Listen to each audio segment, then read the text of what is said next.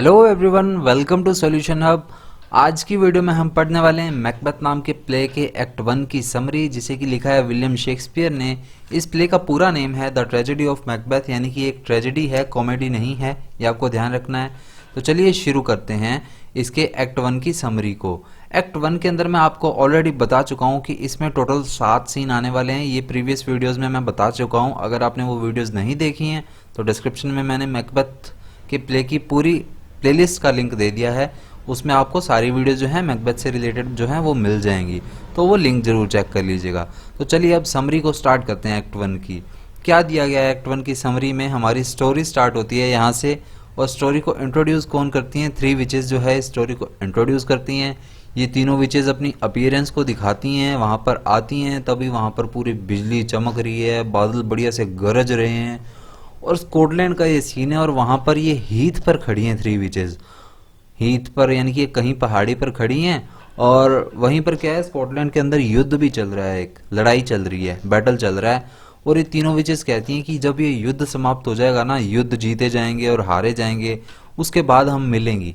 और किससे मिलेंगी? हमारे हीरो से, मैकबेथ से मिलेंगी अपने। ऐसी ये बातें करती रहती हैं। और उसके बाद जो है हमारा एक्ट 1 का जो सीन फर्स्ट है यहीं पर समाप्त हो जाता है। बहुत ही छोटा सीन है ये, इसमें इतनी सी अपीयरेंस है बस। इसमें 3 विचेस की ना एक इम्पोर्टेंट लाइन है, वो लाइन जो है काफी इंपॉर्टेंट है, that fair is foul, fair is foul and foul is fair. ये बहुत इंपॉर्टेंट लाइन है। और ये यहाँ पर मेटाफर के एग्जाम्पल भी हैं दोनों। ए इज बी रिप्रेजेंट कर रहे हैं, यानी कि ए को बी की तरह, फेयर को फाउल की तरह रिप्रेजेंट किया है, फाउल को फेयर की तरह रिप्रेजेंट किया है। तो ये हमारे मेटाफर के एग्जाम्पल भी हैं इंपॉर्टेंटली। तो यहाँ पर हमारा सीन फर्स्ट खत्म होता है। उसके बाद आता है हमारा सीन सेकंड। सीन सेकंड में कौन आता है? उसके बाद सीन सेकंड में आता है हमारा इंपॉर्टेंट कैरेक्टर, जो कि है डंकन। डंकन कौन है? स्कॉटलैंड का राजा है। और ये अपने दोनों बेटों, मैल्कम जो इनका बड़ा बेटा है और डोनाल्बिन जो है इनका छोटा बेटा है, इनके साथ आते हैं। और इनके साथ हमारे सीन सेकंड की स्टार्टिंग होती है। वहाँ पर वो मैल्कम और डोनाल्बिन के साथ राजा डंकन हैं, और वहाँ पर एक घायल सैनिक आ जाता है, एक सोल्जर आ जाता है बैटल से। और वो वहाँ पर अभी बैटल से आया ही है, और वो वहाँ पर इनको क्या बताता है राजा को, कि हमारी जो स्कॉटिश सेना है, स्कॉटलैंड की सेना है, उसका जो संचालन है वो मैकबेथ कर रहा है। यानी कि मैकबेथ उनको सभी को गाइड कर रहा है कि किस तरह से लड़ना है और क्या क्या करना है, सेनापति के रूप में कार्य कर रहा है। और जो हमारे अपोजिट में है युद्ध में, वो कौन है? वहाँ पर है मैकडोनाल्ड। मैकडोनाल्ड जो है वहाँ पर उनकी सेना का संचालन कर रहा है, हमारे अपोज की सेना का, अपोजिट सेना का। और इन दोनों के बीच में बैटल चल रहा है, यानी कि मैकबेथ और मैकडोनाल्ड ये दो सेनापति के रूप में कार्य कर रहे हैं, या फिर इम्पोर्टेंटली युद्ध में इम्पोर्टेंट कैरेक्टर का रोल प्ले कर रहे हैं। इन दोनों के बीच में युद्ध चल रहा है। अभी जो मैल्कम है, इसका साथ कौन दे रहा है? इसका साथ दे रहा है king of Norway. King of Norway Sweno नाम का बंदा है, जो कि इसे हेल्प कर रहा है मैकडोनाल्ड को इस युद्ध के अंदर। अब आगे क्या सीन होता है? आगे ये बताता है कि मैकडोनाल्ड तो मारा जा चुका है, यानी कि मैकडोनाल्ड को तो मार दिया है, वो किल किया जा चुका है। और तभी वो सैनिक वहां से चला जाता है। और तभी हमारा अगला कैरेक्टर वहां पर आ जाता है, रोस। और रोस आके आगे की इन्फॉर्मेशन देता है। वो नई नई खबर लेके आया वहां से, युद्ध से। और नई नई खबर लाके क्या देता है कि नॉर्वे का राजा जो है उसे भी, यानी कि किंग ऑफ नॉर्वे, नॉर्वे का जो राजा है, उसे भी वहां पर हरा दिया गया है। मैकबेथ ने उसे भी वहां पर युद्ध में मात दे दी है, उसे हरा दिया गया है। मारा नहीं गया, ऐसा नहीं कहा गया। मैकडोनाल्ड को मारने की बात कही गई है, लेकिन किंग ऑफ नॉर्वे को हरा दिया गया है, ऐसी बात कही गई है। उसे मारा है, ये बात कहीं भी नहीं कही गई। और यहाँ पर हमारा सीन सेकंड खत्म हो जाता है। रॉस इतनी सी इन्फॉर्मेशन देता है। उसके बाद हमारा स्टार्ट होता है सीन थर्ड। अब थर्ड सीन में वापस जो है 3 विचेस आती हैं। और ये 3 विचेस क्यों आई? क्योंकि स्टार्टिंग में इन्होंने कहा था कि युद्ध जब जीते जाएंगे और हारे जाएंगे। अब ये युद्ध जीते जाएंगे और हारे जाएंगे, इसका क्या मीनिंग है? कि जो दो जनों के बीच में युद्ध हो रहा है, तो एक जना तो जीतेगा और एक जना हारेगा। तो किसी की तरफ से युद्ध जीते जाएंगे और किसी की तरफ से हारे जाएंगे, ये इनके कहने का मेन मीनिंग था। तो इसके बाद ये 3 विचेस फिर से आ जाती हैं। और इन्होंने स्टार्टिंग में ही योजना बना ली थी कि हम इस तरह से मिलेंगे और मैकबेथ से मिलेंगे। अब वो आगे के अपने कार्यक्रम की बात कर रही हैं कि इस तरह से होंगे। और तभी वहाँ पर इनका अगला कैरेक्टर होता है बैंको। अब ये मैकबेथ और बैंको जो है ना, ये एक साथ वहां पर आते हैं। मैकबेथ और बैंको एक साथ आते हैं और वहां पर उन्हें कौन मिल जाती हैं? 3 विचेस मिल जाती हैं। अब ये तीनों विचेस मैकबेथ का स्वागत करती हैं और ये क्या कहती हैं? हेल टेन ऑफ ग्लेमिस, और उसके बाद हेन टेन ऑफ कार्डर, और उसके बाद कहती हैं किंग हेयर आफ्टर। इन 3 नामों से इसे इंट्रोड्यूस करती हैं। क्यों करती हैं? मैकबेथ वर्तमान में टेन ऑफ ग्लेमिस की पोस्ट पर विद्यमान है, यानी कि ये इस पोस्ट पर है। टेन एक पोस्ट है और ग्लेमिस जगह का नाम है। तो ग्लेमिस में ये टेन की पोस्ट पर विद्यमान है, किंग ऑफ स्कॉटलैंड के अंडर में, यानी कि डंकन के अंडर में। और क्योंकि टेन ऑफ कार्डर नाम का जो बंदा था वो इनका साथ दे रहा था मैकडोनाल्ड और किंग ऑफ नॉर्वे का। टेन ऑफ कार्डर यहाँ पर एक टेन नाम की पोस्ट है और कार्डर का एक टेन है जो कि किंग डंकन के अंडर था, लेकिन वो हेल्प किसकी कर रहा है? मैकडोनाल्ड की और किंग ऑफ नॉर्वे की, इनकी हेल्प कर रहा है। तो इसे राजद्रोह के चक्कर में यहाँ पर पकड़ कर लाया गया टेन ऑफ कार्डर को, और बाद में इसे मृत्युदंड दे दिया जाता है, जिसके बाद इसकी पोस्ट जो है मैकबेथ को दी जाती है, टेन ऑफ कार्डर की। तो इसी वजह से तीनों विचेस जो हैं टेन ऑफ कार्डर नाम से इसे संबोधित करती हैं और किंग हेयर आफ्टर भी कहती हैं कि आने वाले टाइम में तुम राजा भी बनोगे, ऐसा करके वो भविष्यवाणी कर देती हैं। तभी ये बैंको कहता है कि अरे अरे तुमने टेन ऑफ कार्डर की भी इसे पोस्ट दे दी है, और मतलब ऐसे करके इसे तो बना दिया सारा कुछ, मेरे बारे में भी तो कुछ भविष्यवाणी कर दो। ये बातें कौन कहता है? बैंको कहता है, बैंको नाम का जो बंदा है। तो 3 विचेस कहती हैं कि अरे तुम तो राजा नहीं बनोगे, जितना मैकबेथ खुश है तुम उतना खुश नहीं रह पाओगे, लेकिन उससे ज़्यादा जरूर रहोगे। और तुम खुद कभी राजा नहीं बन पाओगे, लेकिन तुम्हारे आने वाली पीढ़ियां हैं ना, तुम्हारे बेटे, उनके बेटे, पुत्र पौत्र, ये सभी राजा बनेंगे। तो ऐसा करके और वो वहां से डिसअपियर हो जाती हैं। अब मैकबेथ जो मैंने आपको बताया टेन ऑफ ग्लेमिस तो ऑलरेडी है ही, और वो ऐसा भी जानता है कि टेन ऑफ कार्डर नाम का जो बंदा है ना वो भी जिंदा है, ऐसा उसे लगता है। लेकिन तभी वहां पर रोस और एंगस, ये रोस और एंगस वहां पर आ जाते हैं उस जगह पर, उस हीथ पर जहां की 3 विचेस मैकबेथ और बैंको थे। वहां पर रोस और एंगस आते हैं, इनसे पहले 3 विचेस डिसअपियर हो जाती हैं। और रोस और एंगस क्या कहते हैं कि ten of card king Duncan ने आपको टेन ऑफ कार्डर की पोस्ट दे दी है, और वहां पर टेन ऑफ कार्डर को मृत्युदंड दे दिया गया है, ऐसा कह के। और वो वहां से मतलब मैकबेथ उस टाइम पे काफी खुश हो जाता है कि अरे इन 3 विचेस की जो भविष्यवाणी है वो तो सही हो रही है। अब इसके दिमाग में कुछ खुराफात चलने लगती है, कुछ लालच आने लगता है, और इसी लालच के कारण ही इसे टेम्पटेशन सीन भी कहा गया है। टेम्पटेशन सीन कहा गया है इस सीन को। और इस सीन कौन सा है? एक्ट 1 सीन 3 है, जिसे कि टेम्पटेशन सीन कहा गया है। टेम्पटेशन यानी कि लालच या प्रलोभन, तो इसे लालच वाला सीन भी कहा गया है, ये आपको ध्यान रखना है। एक्ट 1 सीन 3 है ये।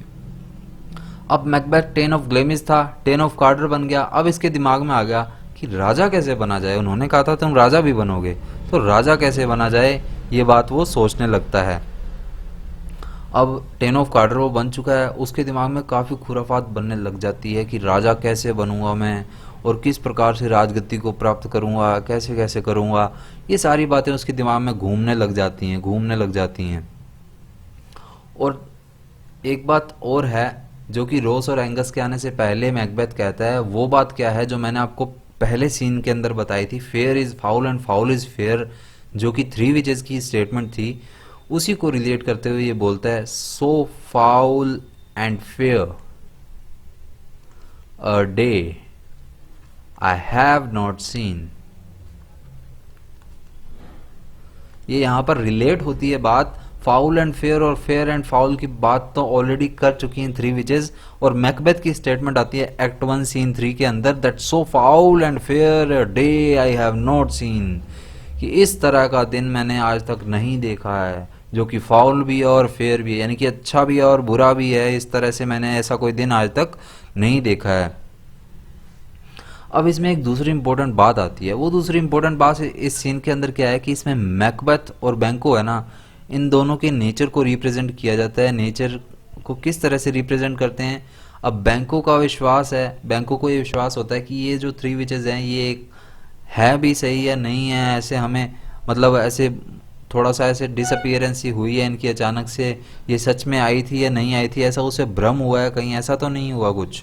तो वो ऐसे सोचता है और उनकी अपीयरेंस पर भी वो संदेह करने लगता है।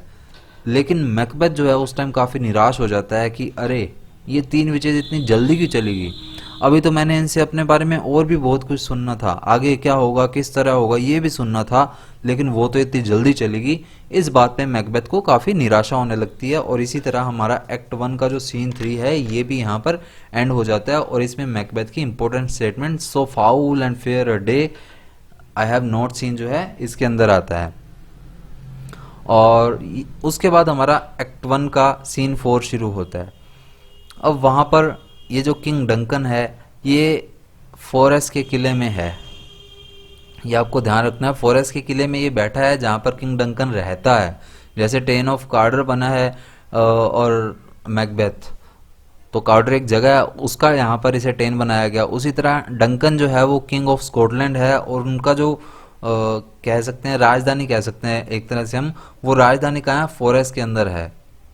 तो वो फॉरेस्ट के किले के अंदर अपने बैठे हैं और डंकन अपने बेटे से पूछता है, और वो बेटे से क्या पूछता है कि कार्डर टेन ऑफ कार्डर को वहाँ पर फांसी पे लटकाया गया कि नहीं लटकाया गया। तो वहाँ पर उसका बड़ा बेटा कहता है कि कार्डर ने अपनी जो धोखाधड़ी है उसको स्वीकार कर लिया और खुशी खुशी अपनी साहसपूर्वक मौत को वो स्वीकार करके और मर गया है। अब डंकन कहता है कि व्यक्ति के जो ऊपरी रूप होते हैं वो कितने धोखे से भरे हुए होते हैं, कितना मतलब दिखावटी चेहरा होता है, और उसी टाइम वहां पर कौन आ जाता है, मैकबेथ है। अब हालांकि किंग डंकन को ये नहीं पता कि मैकबेथ भी धोखा करने वाला है आगे उसके साथ। तो यहाँ पर ये ड्रामेटिक आयरनी का एक एग्जाम्पल है, काफी इंपॉर्टेंट एग्जाम्पल है ये। और उसके बाद मैकबेथ वहां पर आता है और वो अन्य बड़े बड़े लोगों के साथ वहां पर एंट्री लेता है, और मैकबेथ ने जो युद्ध में वीरता प्रदर्शित की है, जिस तरह से वो वॉरियर की तरह लड़ा है, उसके लिए डंकन उसका धन्यवाद करता है। अभी मैकबेथ कहता है कि राजा जी डंकन साहब, मैं तो बस आपकी सेवा में हाजिर हूँ, मैं तो अपना कर्तव्य पूरा कर रहा था। और तभी डंकन ये घोषणा करता है कि उसका जो आने वाला राजा होगा, उत्तराधिकारी होगा, वो मेलकम है, यानी कि मेलकम को प्रिंस ऑफ कम्बरलैंड या टेन ऑफ कम्बरलैंड घोषित किया जाता है। और यहाँ पर इसे ड्यूक ऑफ कम्बरलैंड घोषित किया जाता है, यानी कि आने वाला जो राजा है वो मेलकम बनेगा, इस तरह की वो घोषणा कर देता है। अब मैकबेथ साहब को इसी टाइम टेंशन हो जाती है कि अरे मेलकम राजा बनेगा, फिर मैं राजा कैसे बनूंगा। तो उसको वो टेंशन हो जाती है और ये अपने रास्ते में एक नई अड़चन देख लेता है। वो कौन देख लेता है कि मेलकम, अगर मेलकम राजा बनेगा तो मैं कैसे बनूंगा। और वो फिर 3 विचेस की जो भविष्यवाणी होती है उसको कैसे अकम्प्लिश किया जाए, कैसे पूरा किया जाए, ये सोचने लग जाता है मैकबेथ, और उसके दिमाग में वही चीज़ चलने लग जाती है। अब इसमें भी ट्रेजिक आयरनी काफ़ी है, ड्रामेटिक आयरनी, जो कि मैं आपको ऑलरेडी बता चुका हूँ कि क्या है क्या नहीं है। और इसी के साथ हमारा एक्ट 1 का जो सीन 4 है वो ख़त्म हो जाता है। अब इसमें डंकन की एक इम्पोर्टेंट स्टेटमेंट है जो लाइन में आपको वैसे बता चुका हूँ, अब जो एक्चुअल लाइन है वो बता देता हूँ, that there is no art to find the mind's construction in the face. ये एक्ट 1 के सीन 4 के अंदर लाइन नंबर 12 और 13 है, जिसमें कहा गया है कि देयर इज नो आर्ट, यहाँ पर ऐसा कोई भी चीज़ नहीं है, कोई भी आर्ट नहीं है, to find the mind's construction in the face, जिससे कि चेहरे पर हम किसी के हाव भाव को, किसी के मन के हाव भाव को, दिमाग में उसके क्या चल रहा है उसको पहचान सकें। ये बात किंग डंकन कहता है, तभी मैकबेथ की एंट्री होती है जो मैं आपको ऑलरेडी बता चुका हूँ। और उसके बाद हमारा सीन जो है 6th जो है स्टार्ट होता है, सीन 5th जो है वो स्टार्ट होता है। और इस सीन के अंदर क्या है, अब जगह आ जाती है इन्वर्नेस, कैसल ऑफ इन्वर्नेस, जो कि मैकबेथ का पड़ाव है, यानी कि जहाँ पर मैकबेथ रहता है उसका घर है, कैसल ऑफ इन्वर्नेस, ये आपको ध्यान रखना है। अब इन्वर्नेस में मैकबेथ जो है, मैकबेथ के किले में वहाँ पर कौन बैठी है, लेडी मैकबेथ बैठी है। लेडी मैकबेथ मैकबेथ की वाइफ है। अब लेडी मैकबेथ अपने पति से यानी कि मैकबेथ से प्राप्त हुआ एक पत्र पढ़ रही है, एक लेटर पढ़ रही है। और इस लेटर में क्या है, मैकबेथ ने 3 विचेस से जो मिला है, मुलाकात हुई है, उसके बारे में वो सारी बात बताता है। और यहीं पर हमें मैकबेथ के जो गुण हैं, उसकी जो इच्छाएं हैं, वो किस तरह से राजा बनने के बारे में सोचने लगता है, उस सारी बारे में पता लगता है। अब तभी वहाँ पर एक मैसेंजर, एक संदेशवाहक आता है और वो सूचना देता है कि राजा जो है वो मैकबेथ के किले में आ रहे हैं, यानी कि king Duncan, king of Scotland, वो मैकबेथ के किले में, कैसल ऑफ इन्वर्नेस में आ रहे हैं। लेडी मैकबेथ के दिमाग में तभी आता है कि अरे राजा आ तो रहा है, लेकिन अब जिंदा वापस यहाँ से किसी हाल में नहीं जाएगा। और कुछ ही देर बाद वहां पे मैकबेथ भी आ जाता है, जो कि उसका पति है, और वो आगे अपना जो प्लान है वो बनाने लग जाते हैं कि किस तरह से मारेंगे, क्या करेंगे, क्या नहीं करेंगे। अब इस तरह से ये पूरी तरह से एक इस तरह का सीन है जहां पर लेडी मैकबेथ जो है वो ज्यादा अपीयरेंस दिखा रही है मैकबेथ को राजा बनाने के लिए। इसीलिए लेडी मैकबेथ को फोर्थ विच के नाम से भी इंट्रोड्यूस किया गया है। 3 विचेस तो हमारे जो प्ले के अंदर हैं ऑलरेडी हैं, लेडी मैकबेथ को फोर्थ विच बताया गया, ये आपको ध्यान रखना है। और उसके बाद हमारा सीन जो है वो खत्म हो जाता है, और फिर हमारा सीन 5, एक्ट 1 का सीन 5 शुरू होता है। एक्ट 1 के सीन 5 के अंदर अपने बेटों के साथ, सभा के अन्य सदस्यों के साथ, सेवकों के साथ, यानी कि नोबलमैन्स के साथ, जो किंग डंकन है ना, वो मैकबेथ के किले के बाहर आकर खड़ा हो चुका है। अब राजा और बैंको ये दोनों इस बात के लिए सहमत हैं कि किले के अंदर की स्थिति जो है ना वो बड़ी मज़ेदार है, बड़ी आनंददायी है, क्योंकि उन्हें पता है कि इस किले में भी काफ़ी तसल्ली मिलती है आकर। किसे? किंग डंकन को और बैंको को। तो इन दोनों का मेनली नाम लिया गया है यहाँ पर, क्योंकि वहाँ का जो एनवायरनमेंट है वो काफ़ी साइलेंस से, काफ़ी शांत से भरा हुआ है, काफ़ी सुख सी हवा यहाँ पर आकर महसूस होती है। अब उनका जो वेलकम है वो कौन करती है? लेडी मैकबेथ वहाँ पर उनका वेलकम करती है। और लेडी मैकबेथ उनका वेलकम कर रही है, लेकिन लेडी मैकबेथ के दिमाग में तो क्या चल रहा है कि आज ये राजा आ तो गया, अब जिंदा नहीं जाएगा यहाँ से। अब वो लेडी मैकबेथ उनका वेलकम इस तरह से कर रही है जैसे वो उनके परिवार के सदस्य हों, लेकिन दिमाग में चल रहा है कि आज ये राजा जिंदा नहीं जाएगा। और जैसे राजा उससे अभिवादन करता है, उससे बहुत ही फॉर्मल वे में लेडी मैकबेथ उसका रिप्लाई करती है, यानी कि ज़्यादा प्यार से नहीं, काफ़ी फॉर्मल वे में रिप्लाई करती है उसका। अब डंकन जो है अंदर बैठे हुए मैकबेथ से मिलने के लिए काफ़ी आतुर हो रहा है, काफ़ी उससे उत्सुकता हो रही है कि मैकबेथ से मिलेंगे। अब राजा जो है वो लेडी मैकबेथ को उसी टाइम बताता है कि मैकबेथ की सेवाएं हैं ना वो बहुत ही शानदार है, वो मेरे लिए काफ़ी लॉयल है, काफ़ी काम करता है। और वो कहता है कि लेडी मैकबेथ, आपसे मेरी एक रिक्वेस्ट है, मुझे जल्दी से मैकबेथ के पास ले जाओ। तो ऐसे करके हमारा सीन 6 जो है वो यहीं पर एंड हो जाता है।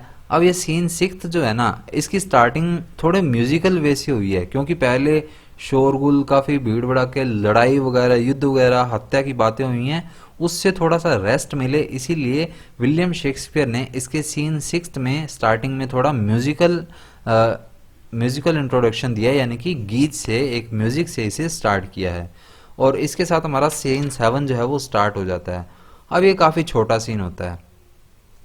अब डंकन और उसके साथी जो है ना, उनके स्वागत के लिए यानी कि उनकी आवभगत के लिए वहाँ पर भोजन चल रहा है।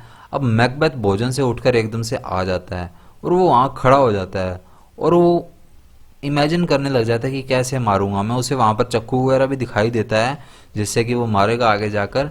और तभी वहाँ पर उसे डर लग रहा है कि हत्या तो मैं कर दूंगा, लेकिन आगे के परिणाम क्या होंगे। तभी वहाँ पर आ जाती है हॉल से उठकर लेडी मैकबेथ। वो उसे ढूंढते हुए यहाँ पर आती है और फिर उसे समझाने लग जाती है कि अरे नहीं नहीं, तुम कर लोगे, तुम मार दोगे, इतनी टेंशन लेने की बात नहीं है। इसके बाद राजा अपने बनेंगे, तुम राजा बनोगे, मैं रानी बनूंगी, रानी तुम राजा हो जाएंगे, तो चल इतनी टेंशन मत ले और चल यहाँ पर अब आगे काम कर। और ये काफ़ी एक इंटरेस्टिंग सीन बन जाता है। और इसमें चौथी जो विच है यानी कि लेडी मैकबेथ जो है वो काफ़ी इम्पोर्टेंटली टेम्पटेशन क्रिएट कर रही है, यानी कि लालच क्रिएट कर रही है मैकबेथ के लिए। तो ये भी काफ़ी इंपॉर्टेंट सीन बन जाता है टेम्पटेशन के लिए। और इसी के साथ हमारा जो एक्ट 1 है वो समाप्त हो जाता है। तो एक्ट 1 की समरी जो है ब्रीफ में जितनी हो सकती थी मैंने आपको बता दी है। तो बाकी जो एक्ट 2 की समरी है और आने वाले एक्ट्स की समरी है वो आपको टाइम टू टाइम मिलती रहेगी। तो मिलते हैं नेक्स्ट वीडियो में एक्ट 2 की समरी के साथ। तब तक के लिए बने रहिए चैनल पर, डिस्क्रिप्शन में लिंक है मैकबेथ की प्लेलिस्ट का। तो मिलते हैं नेक्स्ट वीडियो में, बाय।